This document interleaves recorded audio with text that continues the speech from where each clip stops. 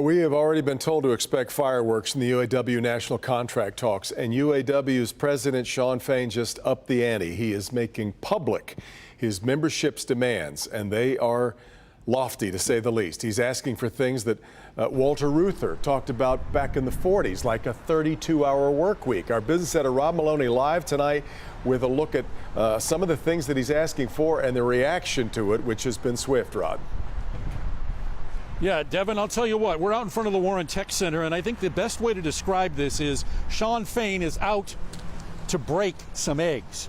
Now, one of the things he did today was hand over the economic proposal, and the economic proposal is usually done in private, not anymore. So what he's asking for is essentially the world. It's not enough to just survive.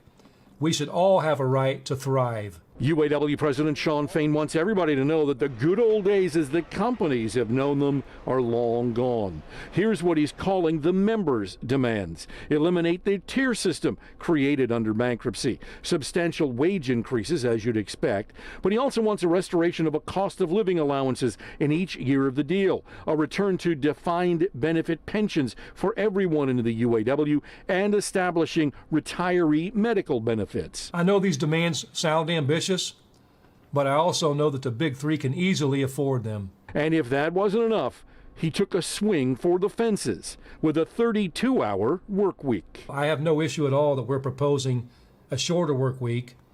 We have to get back to a standard where we have quality time for our members, where we have, these are quality of life issues. Wayne State University professor and industry analyst Dr. Marek Master says Fain is setting very high expectations. Or you might say they've thrown the whole kitchen sink in there, and they want to ask for a lot of things, and they'll be able to settle for some things probably which are less than what they'd like to get. Mainly because for all Fain's bluster, the auto companies are not about to cave on a lot of the issues he raises. I think that there are real limits to their ability to finance such an expensive labor agreement, and they will hold to that limitation.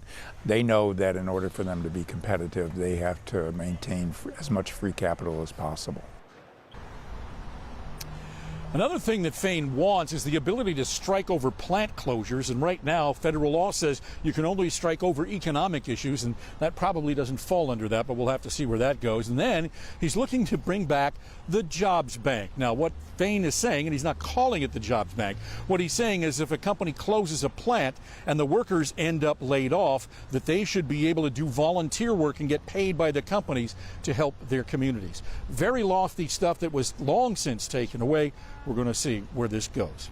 Back to you. And if those tough eggs are representative of the big three's resistance to this, you may have come up with the right metaphor. But once he delivers these proposals, Rod, to leadership, take us through how this moves on. What comes next?